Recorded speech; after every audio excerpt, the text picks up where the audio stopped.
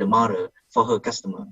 Last but not least, we have not just one, but many AI engines working together to bring more values to customers. By using our product, government organization can bring down the time to generate report down to only 1 hour after the meeting. Businesses can reduce the cost up to 30% comparing to other providers while still having access to the state-of-the-art performance product. End user can now be much more productive at taking notes in meeting or lectures. By 2022, we also expect to expand the product to other languages in Asia area where speech services are still expensive. And we do that by working with local partners, which help us to go faster and also minimize the cost.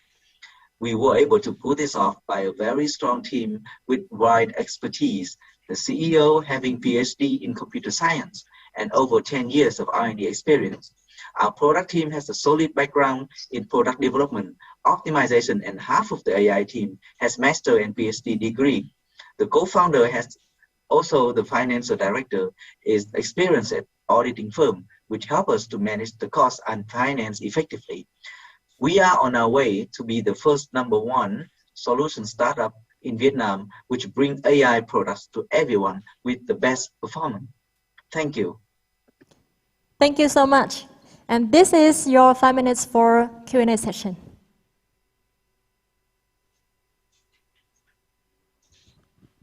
Hi, I think NLP is now a very common area. And to be honest, for the past 12 months, I meet at least 5 to 6 similar companies providing a very similar service like VB in Vietnam, and everyone claims to have the best recognition and most accurate result. So I think, can you elaborate more on your competitive advantage? And I would say that go-to-market strategy is most important in this kind of business. So can you tell us more about that? Okay, yes. Talking about accuracy, in AI in general, when we talk about accuracy or we beating someone else in terms of accuracy, we have to narrow down to which data set that we are testing, right? So for example, the data set with the domain of education or domain of healthcare, etc. So when we claim to be the best performance, we compare it to, we have participate in challenges with a third party evaluate many systems from us and from other providers. So it's not by ourselves claiming that we are performing the best on the market. Secondly, on the business go-to-market, we are positioning ourselves as a solution provider. So we go to the market by a network of sales partners that help us to go faster, and especially in the B2G market, this is a very different market from the B2B or B2C. Reference or reference from existing customer are also very important channel that we are utilizing very effectively at the moment. On top of that, a part of that, sales partners also help us to go. For example, we are now having 2 B2B sales partners, and we are targeting the call center domains, and yeah, that going with sales partner help us a lot. So your product is look like it's work well with Vietnamese. So how about English? So that because I think that for most of the B2B segment here, the company would require both Vietnamese and English. Well, building and maintaining an AI system is very costly and both money and also human resource. So we are targeting the Vietnamese market because this is our advantage point. We understand Vietnamese much better than foreign companies like Google or Nuance. The fact that we are outperforming them in many test sets evaluated independently.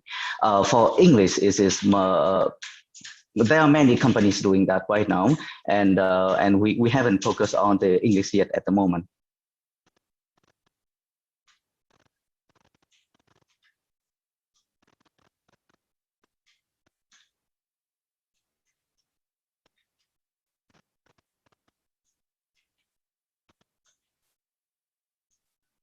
So I can use slang like, you know, tôi có một cái laptop đẹp, for example, right?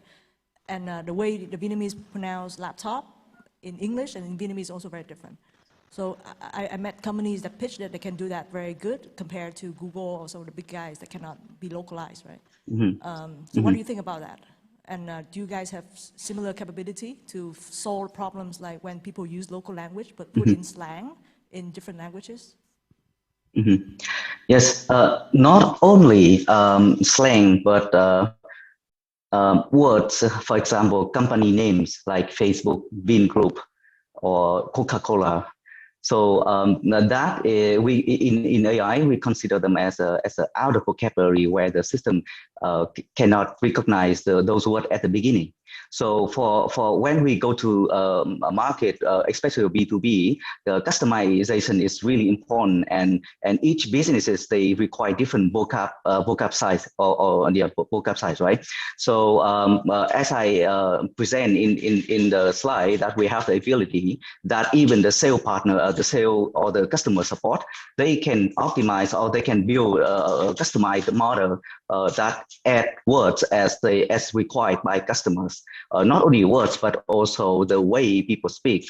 When you speak as a call center support agency, or you speak as you're giving commands to a smart home device, those are the areas that need heavily customization. So we build the system so that we help us to grow, to deliver the engine faster to the clients without the need of the AI team, which is usually hard, take a lot of time and costly to maintain. Thank you so much. Thank you, and congratulations, you have finished your presentation this afternoon. And everybody, please welcome our next startup.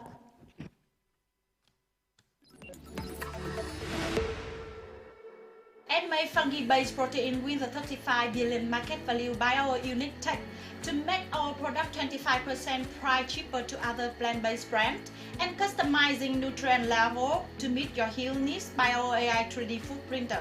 My name is Vân, the founder and CEO of the Enmei, the sustainable impact business from Vietnam. With your SK supported grant will help us cutting down nearly 1 year, expand our business to the region. Thank you for your support.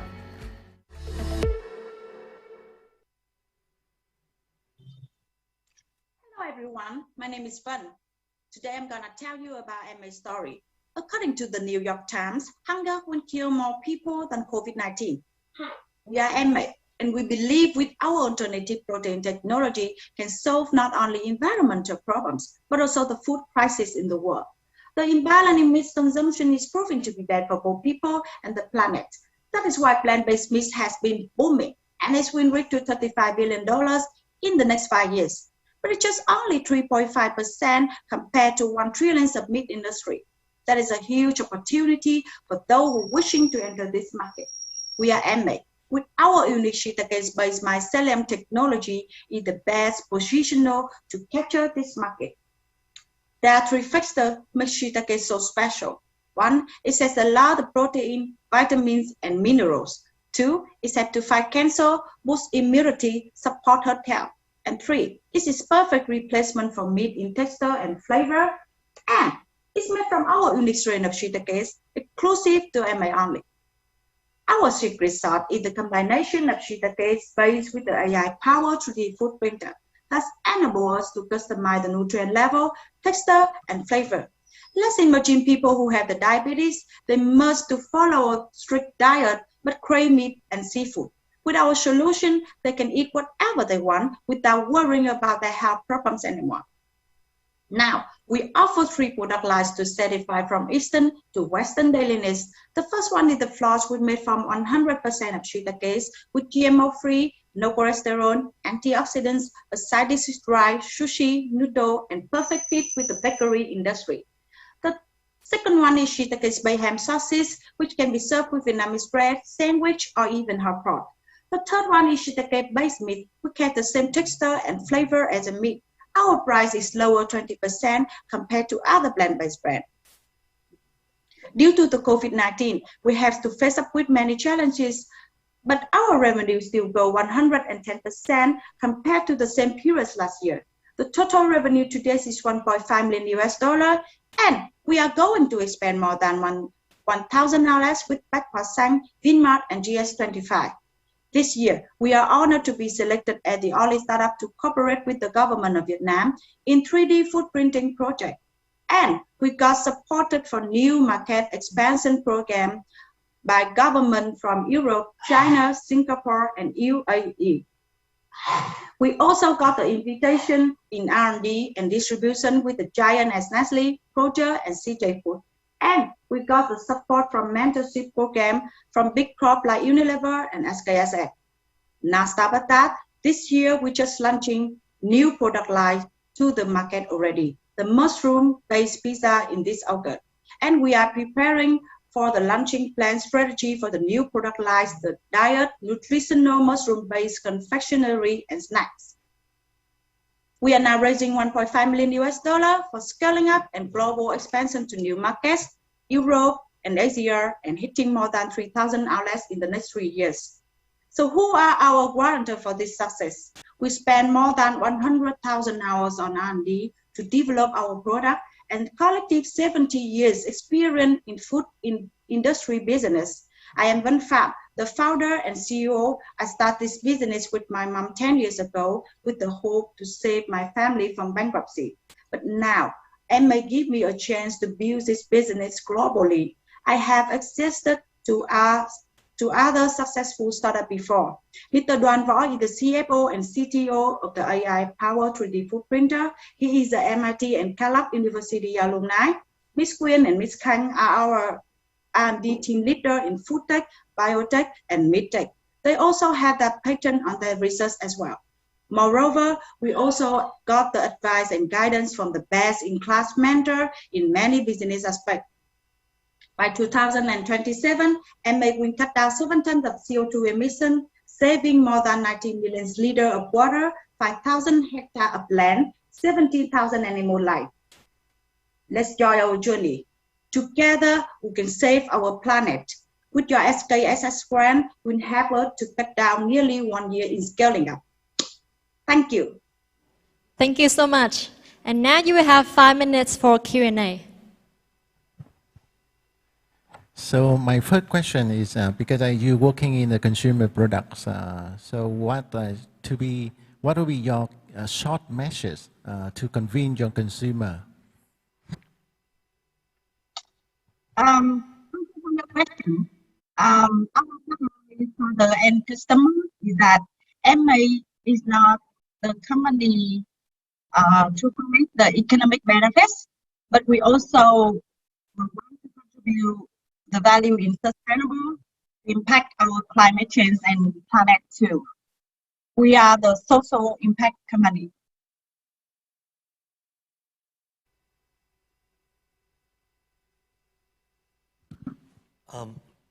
You know, obviously what you're doing is very noble, and I think the trends in the food space is going in this direction. But what makes you more than just you know, a specialty food company that's centered around shiitake mushrooms?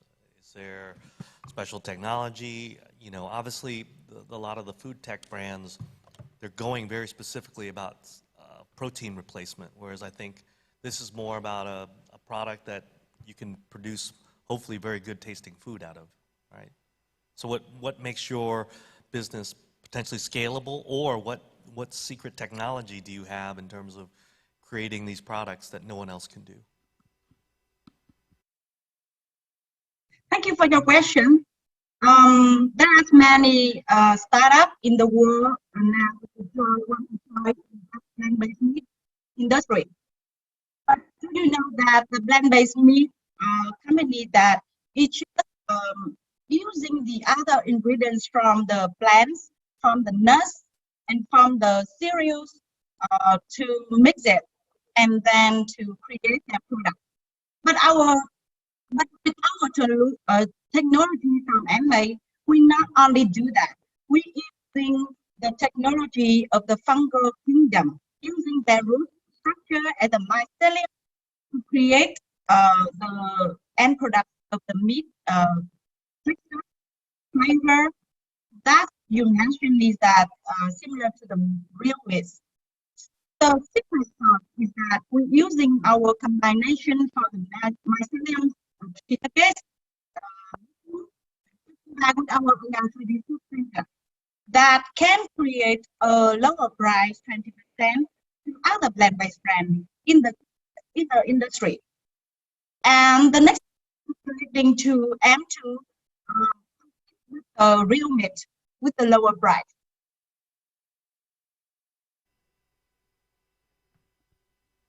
We have 2 minutes left. What is the top SKU right now? And can you elaborate more on the product strategy? Product right now. Yes, thank you. Most selling product is that the shiitake based floss and the shiitake based ham sausages. Because of the shiitake based meat, we are just launching for testing the product to the market, taking the feedback from the market, from the customer, for the price, for the texture, and for the flavor. In the next year, we will launching officially after we're taking the international certification for that product. And yeah, is that we just sharing with you information that in next year we are launching our new product line is that mushroom-based confectionery and snacks. Plus, our shiitake-based meat already to the market in the next year too. Okay. So please, judges, do you have the final question for this startup? Not a question, but a comment. I think it would be nice to see you work with Ultra5 after this SK Fellowship. Thank you. Yeah, of course. Thank you so much. Thank you. Your time is up, and congratulations, you have finished your presentation. And now we will come to the next startup.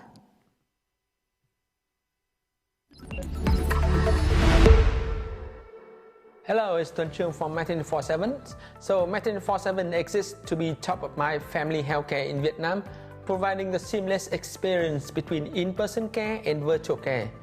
People come to us not because they are sick, but because they want a better healthcare. Throughout the pandemic, over the last 2 months, we've been able to save over 5,600 patients to recover from COVID-19 through our telehealth app. Thanks SKSF for a great programs. Hello everyone, my name is Tuan Cheung, co-founder and CEO of Met24/7. So Met24/7 exists to be top of mind family healthcare in Vietnam, providing the seamless experience between in-person care and virtual care. We are addressing the healthcare disparity with technologies. People come to us not only because they are sick, but because they want a better, healthier lifestyle. So over the last 18 months, despite the pandemic, we see a significant growth of 500% in revenues. On average, we serve more than 5,000 patients per month, with more than 50,000 app users. In the last 75 days of the fourth wave of COVID-19, we have helped nearly 6,000 patients to recover from COVID-19 from 21 cities and provinces via our telehealth app. A recent study by Russia showed that e-health will be growing at 10x by 2025.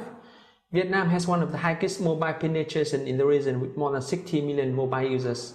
With 23 billion spending on healthcare by 2022, it provides huge market potential for telehealth, especially with the shortage of doctors, only 7.8 doctors per 10,000 people, and a fragmented market of 35,000 private clinics. So Met24/7 solution consists of an offline network of smart and convenient clinics that has 2 layers, flagship and satellite. Flagship is a full-scale and act as a supply chain for 7 to 8 satellite clinics, all managed under our own clinic management system. This system connects directly to our telehealth app, where we store all the medical records for patients. Through this app, our user could book a telehealth consultations, e-diagnosis, medication on delivery, home healthcare service, For example, a chronic patient suffering a great deal of pain in the middle of the night, he can talk to Matin 47 doctors via our app for an initial consultation to reduce the pain. The next morning, blood tests can be done at home and his medication are delivered to his doorsteps. After 3 days, checkup can be done via our app or patient can book his favorite doctor in one of our chain of clinics. So Matin 47 go-to-market strategy is focusing on pediatrics and women health at the moment as our early adopters and brand ambassadors. On average, one patient coming back to us 2.5 times within 3 months, both online and offline, bringing recurring revenues on a high lifetime values. Matin 47 leverage co-product with smart insurance and fintech partners such as VBI and Infina and B2B partners to bring it to the next level. Take all of that growth momentum forward. Matin 47 will serve 3 family generations, especially with Smart Connect DZK, converting a single visit to annual package and subscription model. More importantly, transform sick care into preventative care and well-being with mental, nutrition, fitness and lifestyle coaching. Smart preventive solution with IoT device, AI and machine learning for active and personalized warning and checkups, so that not only sick person will stay with Matin 47, but healthy people too. One of Matin 47 competitive advantage is our unique connection with more than 12,000 local doctors and medics through Vietnam with our partnership with Hanoi University of Public Health. This enables us to have a chain of presence throughout Vietnam, raising a high barrier to entries and creating an overall net Matin 47 network effects. So Matin 47 had 4 main revenue streams. B2C will be the usual in-person and virtual consultation with single visit or subscriptions, subclinical tests and medications. Partnership model is where we onboard local clinics onto our platform with our playbook and standard operating procedures to share top-line revenues and bottom-line profit. We also do B2B for employees' welfare, annual checkup, and finally is our co-product with insurance and fintech and smart township. So I'm Tuan Cheung, CEO of the companies, experienced in founding a tech company. My co-founder is Thao Nguyen, our COO, ex-director of Click Media Hanoi. Our CMO is Dr. Trung Nguyen, head of Harvard Medical Training Program for the top 5 medical universities in Vietnam, leading our medical force. We also have Dr. Goh Jin Hian, COO of Qualitas Group and ex-CEO of Parkway as our angel advisor. We have been invested so far by KK Fund and Ventura and recently listed in the Forbes Asia 100 to watch, given our recent growth. So our growth plan is to have 135 clinics by 2023 and 300 plus clinics by 2024 with more than 2 million app users. We are more moving from 30% online, 70% offline revenues towards 70% online and 30% offline. Thank you for listening, and we love to share any questions or feedback that you have about Matin 47. And thanks SKSF for a great and meaningful program for us at a startup. Thank you so much. And this is your 5 minutes for Q&A sessions. Hi, my question is about your business model. Your business model is combined both online and offline.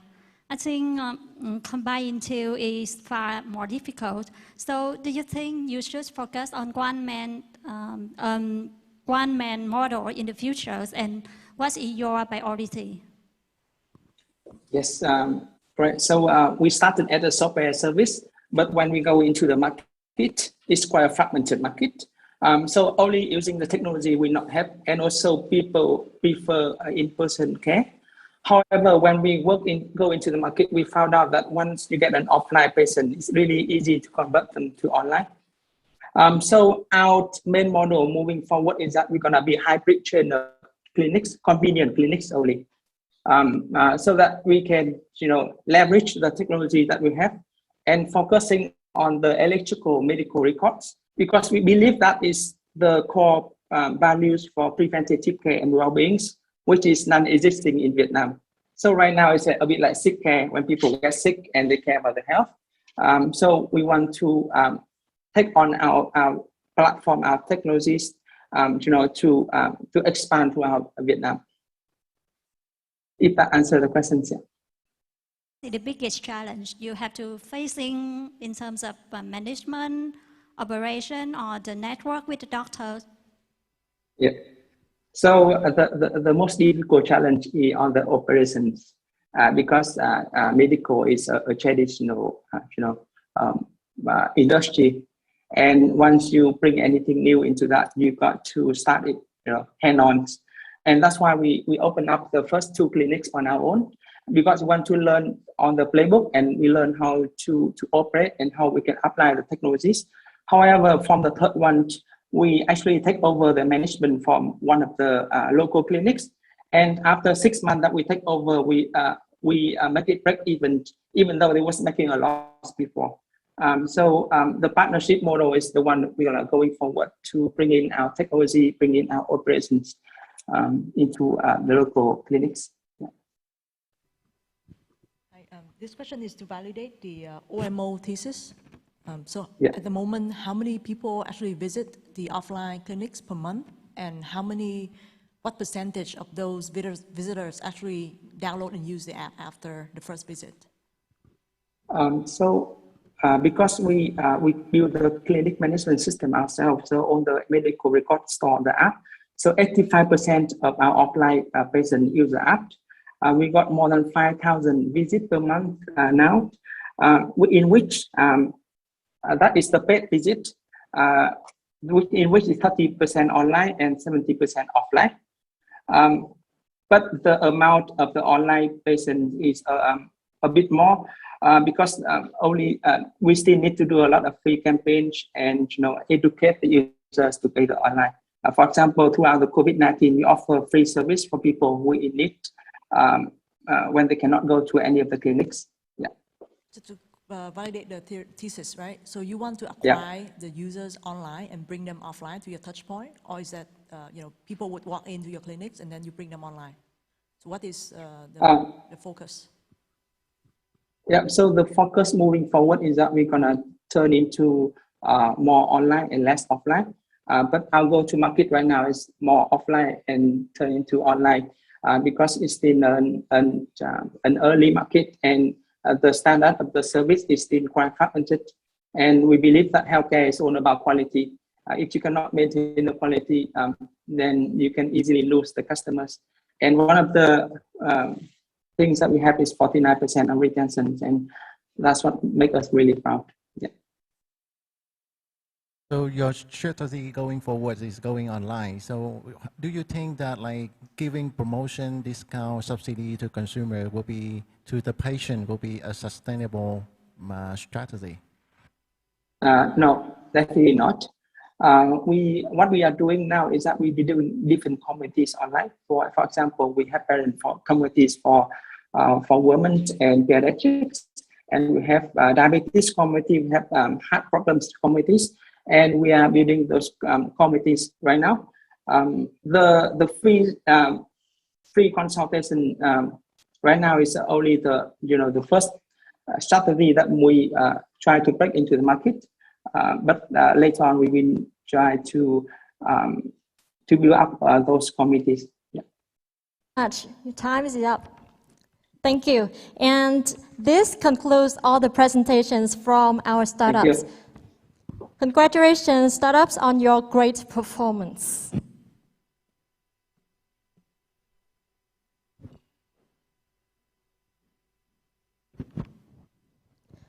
Ladies and gentlemen, while we're finalizing the results, we'd like to invite you to a panel discussion on the topic, Key Success Factors for Startups' Rapid Growth. And I would like to introduce and welcome our panelists. Welcome Ms. Nguyễn Thị Minh Giang, Partner of Talent and Culture from Mekong Capital. Welcome Ms. Trần Phương Ngọc Thảo, Member of the Board, Director of Digital Transformation from P&J.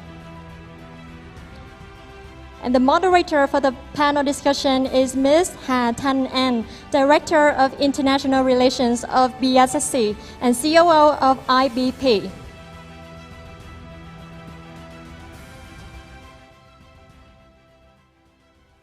Hello everyone, and thank you for joining us for the SKSF Demo Day today. It's my pleasure and honor to be the moderator for our panel discussion today. My name is Anh Har. I'm currently the Director for International Relations at PAIC and the COO at IBB. So joining me today for the panel discussion, please welcome Ms. Giang Nguyen. She is the partner for talent and culture from Mekong Capital, one of the top private equity fund in Vietnam. And also please welcome Ms. Thảo Trân. She is a member of the board and also the director for digital transformation at B&J, one of the top corporates in Vietnam. Let's give an applause for our panelists today. So without further ado, I think I'm going to jump straight into our first question.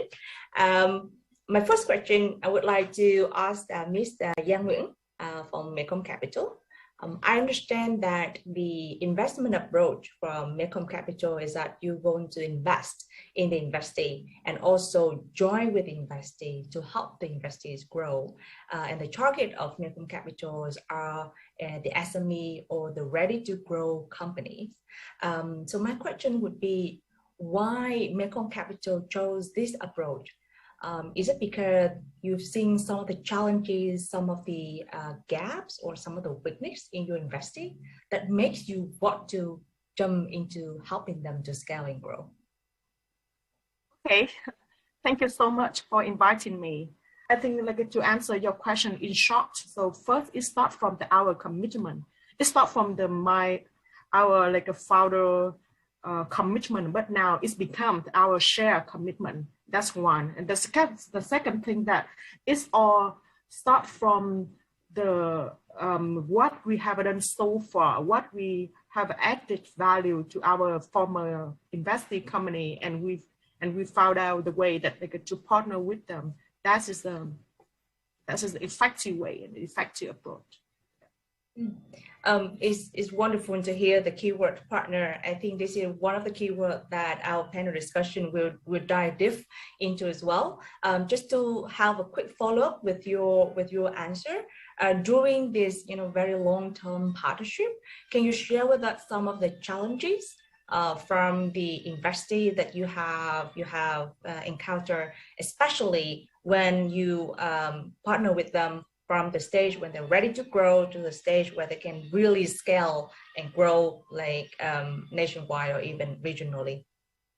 Thank you. A lot of trial and errors, but I can share the story. So it's thought. So the reason one of our investment so in our MEF3 company is named FATA. I think that most of the people now know about the FATA. And the first challenge that we met at that time, and I think that with all our investment, we could find a company with the CEO and founders who open to learn, who open and eager to discover something new, and who open to delegate, and who open to build up management team. And that for sure, until now, we still face the difficulties along the way. And it's all about, it's all start from the people. And that is I think the common challenge that we have met. And the second challenge that we have met, I think that you may surprise, because of what I'm gonna say. It's not about the financial, it's not about the customer, it's not about the process, but it's all about the people. And that is first challenge. The second challenge that we met, that okay, so whether the CEO, the founder, and the leadership team company, they can be adaptable. They can adaptable to change, and to change here, it's all it's not from their mindset, and then their action and their people, that process. And so we are the emerging market, and we change so fast. And so it's required the people also be adaptable and can change quickly and fast as well. So how can we ensure that we can set up the foundation in terms of the people and the process? So you're talking about being open, have an open mindset. You're talking about, you know, the ability to adapt and be flexible and to change. And most importantly, we are in Vietnam, which is a fast-moving and emerging market. Yes, emerging markets, fast-moving. Changed Yes. so far, even with COVID, right? Things has changed. Yes. Yeah. And talking about change, I mean, I want to bring the story to P&J, and one of the top corporates in Vietnam at the moment. And I've known that P&J for the past few years have implemented the campaign called F5. So Ms. Thảo, you are in charge of the digital transformation at P&J. Could you share with us a little bit more about how P&J has being open to incorporate the innovation into the P&J F5 campaign? So first of all, it's my pleasure to be here with you and to share the story of P&J, on SK Demo Day. When we choose the digital platform or digital products that we gonna use, we put a lot of values in the innovative solutions. So normally, there's a code saying that no CIO get fired using IBM. But in P&J, we think differently because we want customized solution. We want something that really create value for P&J and adapt to our need. And with that respect, then, the solution from startups and smaller companies are more suitable for us. On one hand, that's a good thing because that brings stability. And again, it's more like a fail-proof way to try a new platform. However, it does limit the ability for corporate to utilize the technology. So because our industry is so unique, like with jewelry, it's retail, but it's also luxury retail. And the types of goods that we manufacture and sell to customers are delicate, and there's so much variation. So sometimes the standard solution don't suit us. And in order to solve our own problems, then we have to be creative in terms of how we use the existing technology, the ones that proposed to us by vendors. And obviously, being the director of digital transformation, I've been in very difficult negotiation with different vendors. Can you do this? Can you do that? Are you willing to co-create with us? On the other hand, the challenge with startup is that they're constrained in terms of their resource.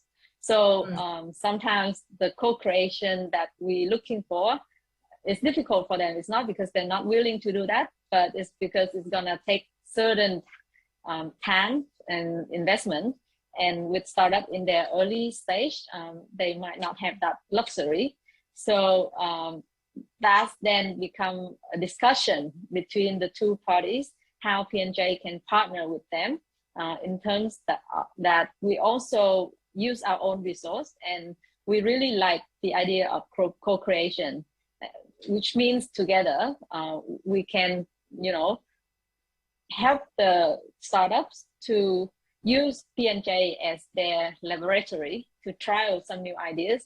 And we actually give them specific use case, because sometimes when vendor comes to us, they have a standard solution, but we see potential in what that solution can provide for P&J in particular, and also for many other companies similar to us. Then we are very open to share that ideas with the vendor and say, okay, let's work with us. And once you nail this, then you have really big market, because we know what big corporations want. You know the technology, but you might not know the applications. So yeah, it's like a win-win partnership. So that's the mentality that we approach innovation and cooperation with startups. It is great to hear the word partner again. in the story from Thảo. And also, I've heard also the keyword, not just adaptability, but also agile, which is some of the characteristics of the startups. Just to share with you guys a little bit, and also to share with everyone who is watching the demo day today, one of the startups in the SK Fellowship Program this year has received a lot of partnership and a lot of support from P&J from the early day.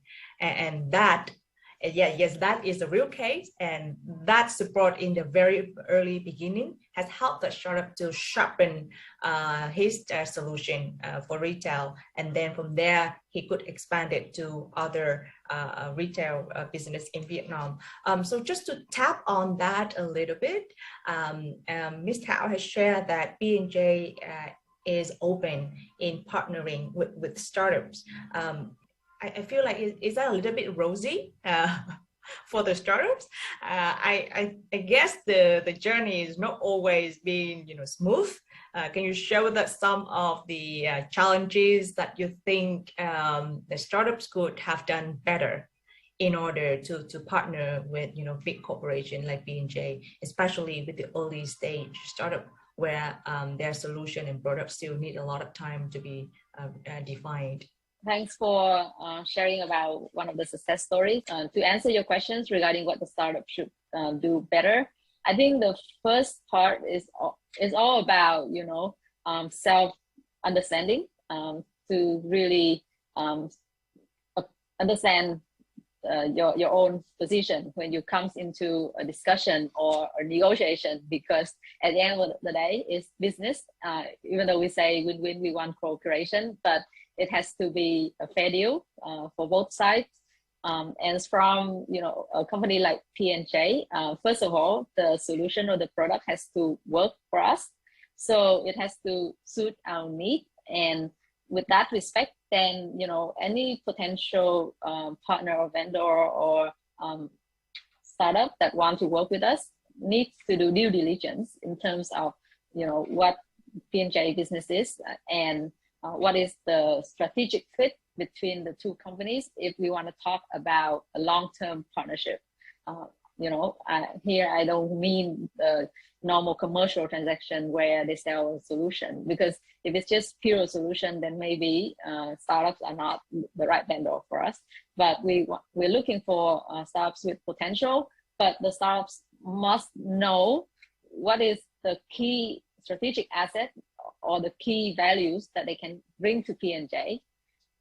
And also it's about the startup's readiness as well. So sometimes P&J would say, okay, let's go back and then, refine your business plan, further. And then we, as part of any due diligence, we always share our own feedback to the staff and point out to them that, where we see potential in their business model, but where we also see the deficiencies, or we see the key threat that they have not thought about. From the story of Thảo, and even from the story of Ms. Yang, I've seen that it's easy to talk about mindset, but it's so much more difficult to change or to have an agile mindset or an open mindset. So from your viewpoint, what will be your 3 points that you'd like to share with our startup founders? To be rigorous, I don't think that we can change anyone else. No, we cannot. Yeah. So it's thought from what I just just that we cannot fix or change anyone else. So if you ask me, okay, the advice, so it starts from to define what you want, what the companies want, what your leadership team want, and how much you are authentic, committed, and want it to realize.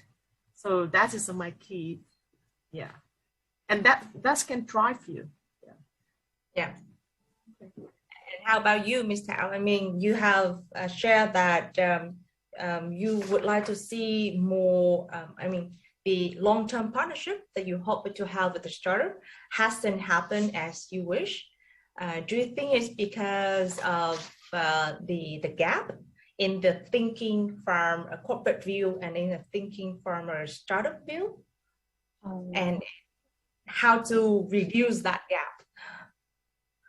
So I think it's the advantage of being the second person to respond. So I would like to answer both questions. Your previous questions about the 3 key points that I would suggest to the startups and how to close the gap, because they're actually very close together. So my first point would be, as startup founders, if you want to cooperate with other companies, be them other startups or other big corporations, then first of all, you have to be open and be willing to listen to other people's feedback, because I understand that startups is the founder's own child, and sometimes the teams invest so much of their energy into it, and they love their own products or solution, that that's a good thing, that you have to be proud of your creation. But sometimes it could be your Achilles heel, that you were so proud that you wouldn't listen to any other people's feedback. So you would miss the opportunity to bring your products to the next level. So that's the first point. The second point is that I would recommend founders to be more strategic in terms of choosing partners. By partners, that could be your buyers for now, but potential partners for long term, because strategy is all about choice. So choose who to go with, and that means you might have to forfeit other opportunities, and it could be painful in the short run, but if you make the right strategic choice, then it will be very fruitful in the long run. So be patient. If you see someone as your potential strategic partner, then do spend your best effort in having really good conversations, multiple round conversations with them, and really chase that strategic partnership rather than quit in once you see it a little bit too difficult.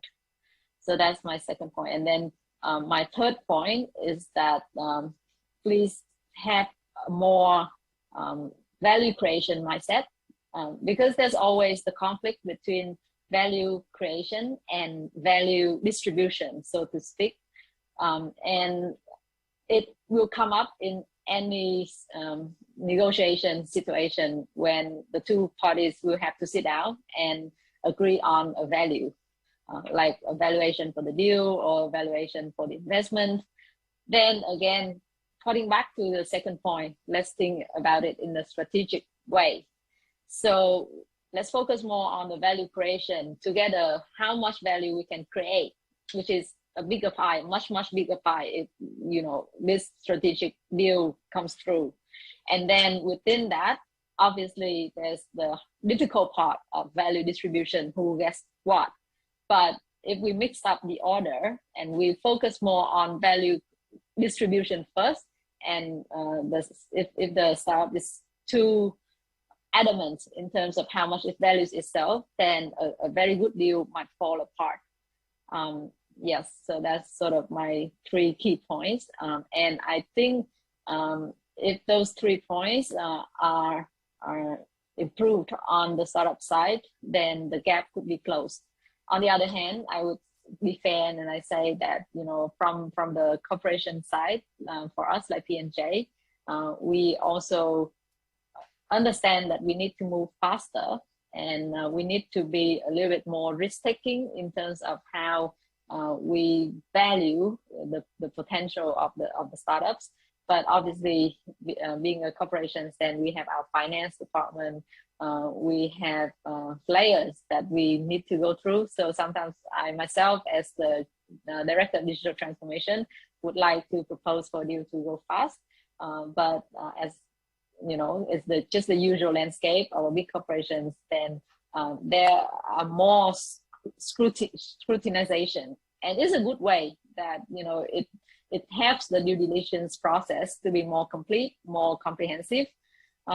So I just wish that we would do that faster, more efficient, but we also hope that the staff would be appreciative of that process and be patient when working with us.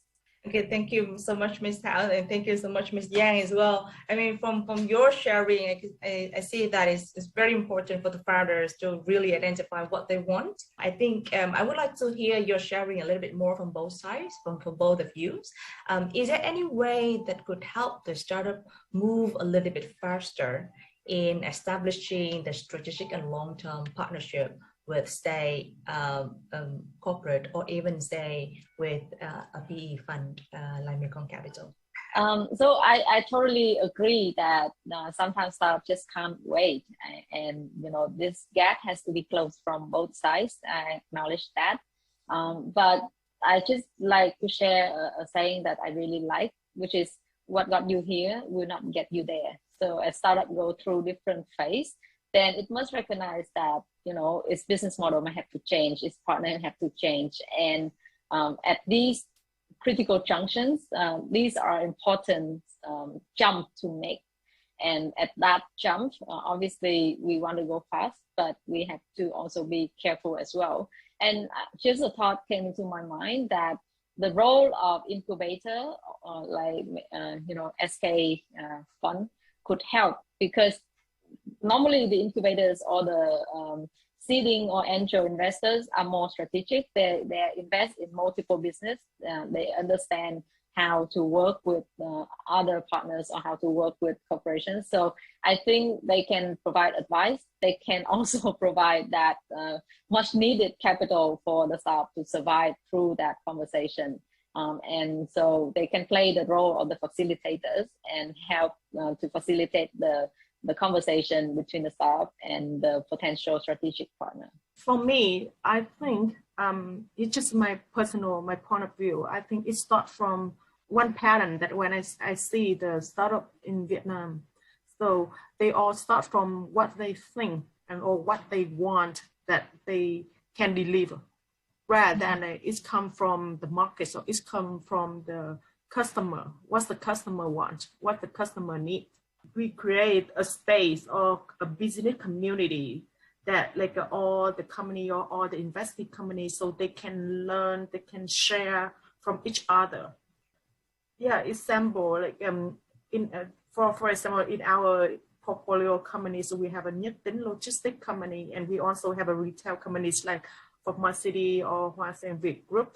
So they can they can partner with each other, they can cooperate, and they can support each other, do business with each other, and it's become naturally, and not like that's not come from our original intention.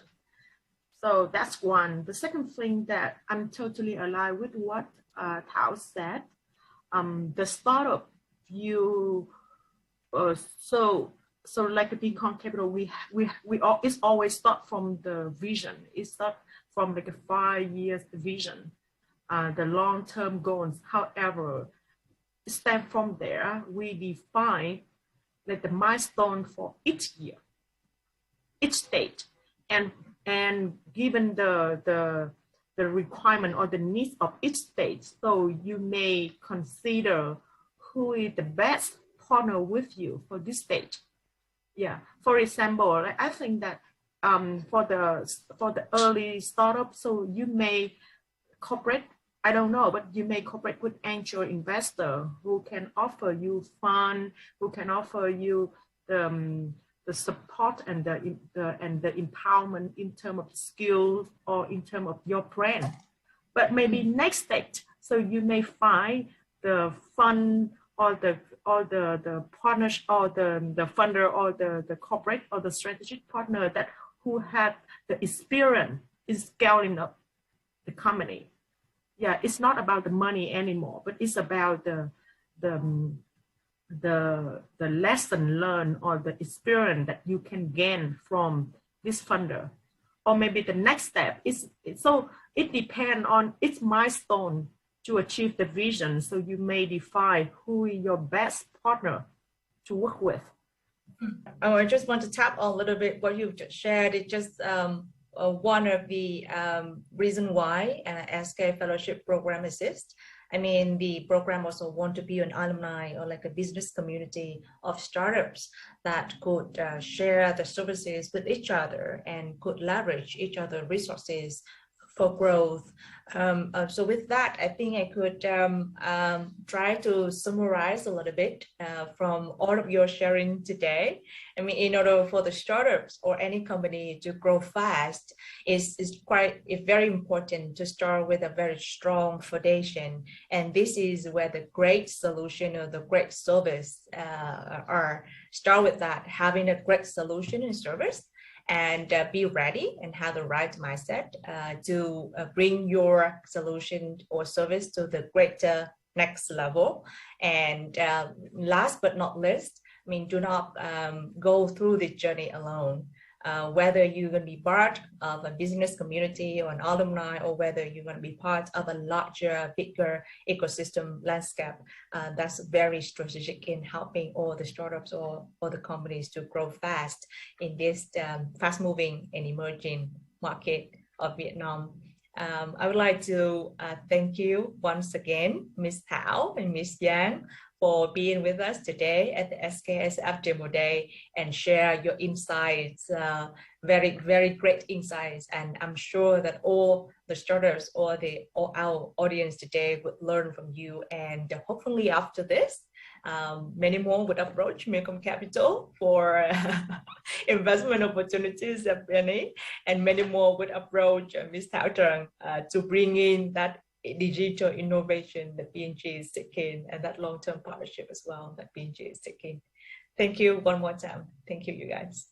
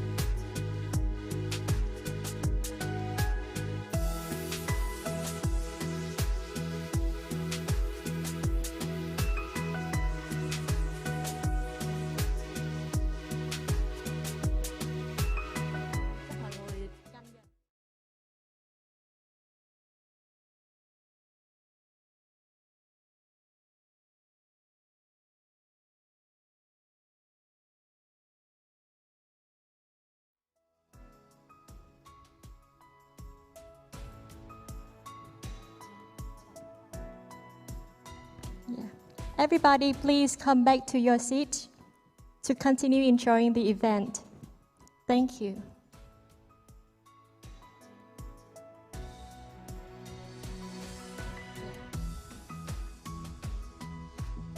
Everybody, the announcement is ready. Please come back to your seat to enjoy the show.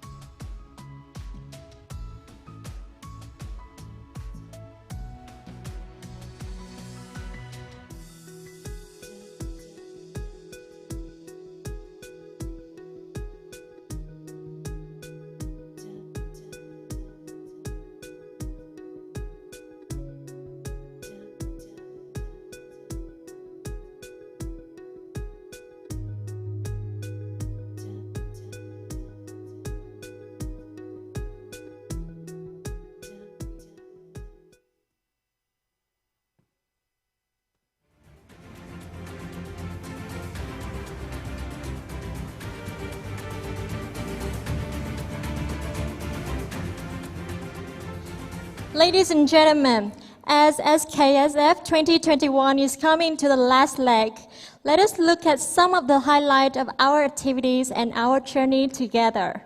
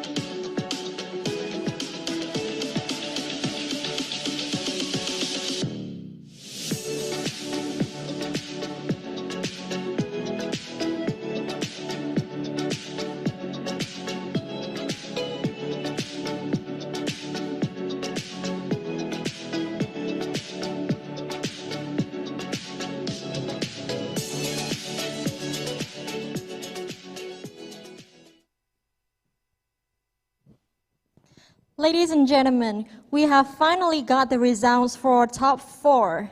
And now I'd like to announce one more, that the top 4 startups will each receive a $50,000 grant. And the remaining startups receive a $16,000 grant. All grants are non-equity based. And now, before announcing the top 4, I'd like to invite all SKSF 2021 startups to the stage.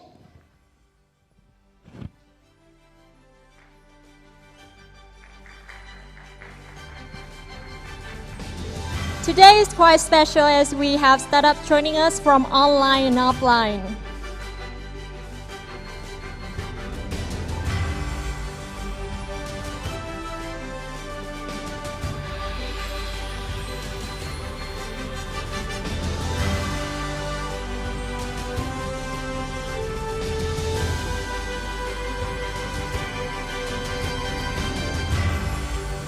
Congratulations, startups, you have done a great job today.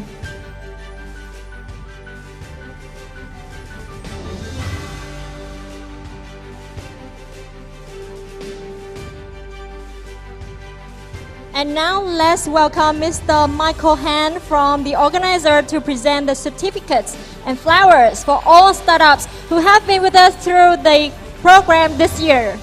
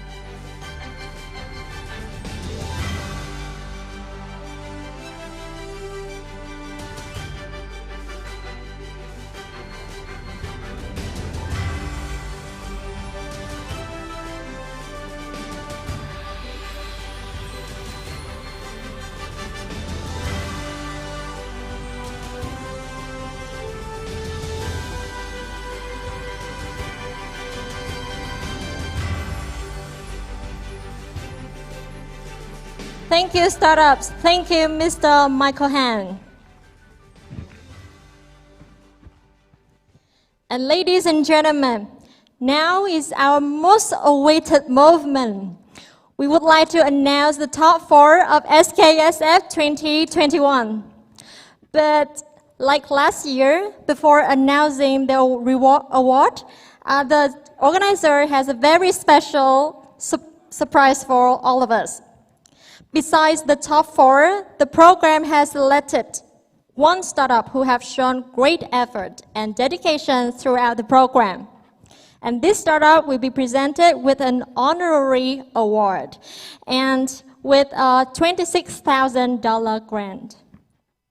Let us congratulate the winner of SKSF Honorary Award, Vifo.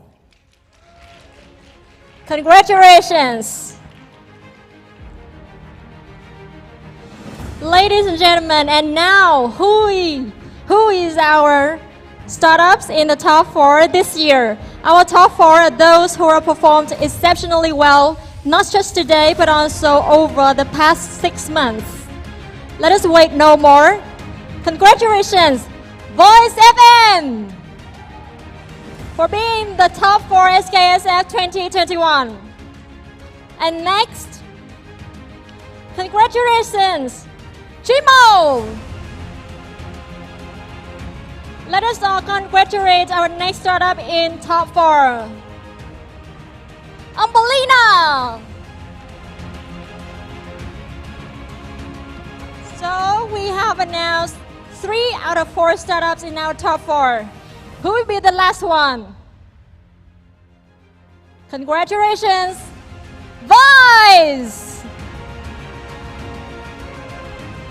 Let's give a big applause for all our top 4 SKSF 2021. Congratulations all. You all done a very great job today. And we would like to invite Mr. Michael Han to present the prize board and to the startups.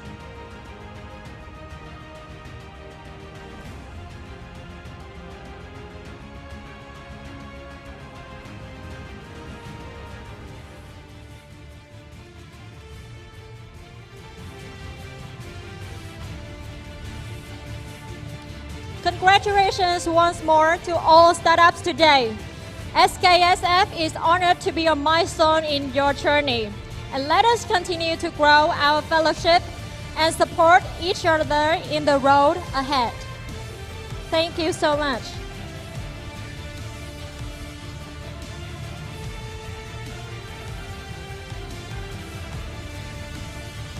Thank you, startups, and thank you, Mr. Michael Han.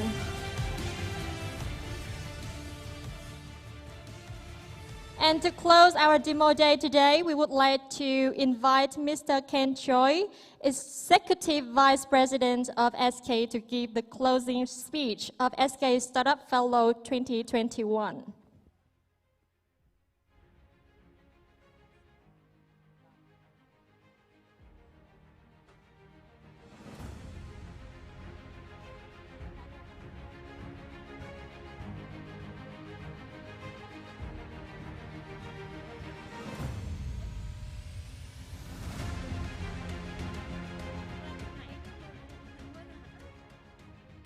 Good evening, everyone. I'm Ken Choi of SK Supex Council. I'm so sorry that I cannot participate in person, but thank you very much for joining us today. We have celebrated the remarkable achievements of the 12 companies that make up of the SKSF program. And congratulations to all the startups who have presented today. During the program, they have invested many hours to improve their business by participating in workshops and mentoring sessions. I see that they have grown immensely both on a personal and a company level. Regardless of today's result, in my mind, everyone is a winner for their efforts and the achievements during the course of this program. This year has been another tough year for many of us. However, after seeing the resilience and the strong survival instincts of our companies, I was very impressed and became hopeful of the future. Veritas, for example, originally a coffee bioplastic maker, have expanded their business to service portable oxygen tanks. Voice FM, on the other hand, grew their business by providing free audio services to the people in quarantine. What a marvelous idea. As such, the pandemic has created new markets for startups like yourselves, caused by the accelerated digital transformation and wider usage of online services. As we recover from the pandemic, I believe that our startups will become even more successful, benefiting from these favorable changes. Thank you again for joining us. Let's continue the great relationship we have built and wish you the best of luck. Thank you so much, Mr. Ken Choi. And ladies and gentlemen, after 6 months of the program, SKSF 2021 has finally wrapped up. Once again, SKSF organizer, the SK Group would like to send a sincere thanks to all of our partners for supporting the program. Thank you all the startups for participating and following with all the activities of the program. And we wish all the attendees good health and look forward to having you our next year's event, as well as other activities of SK Group. The last thing we would like to say to you is goodbye and see you again.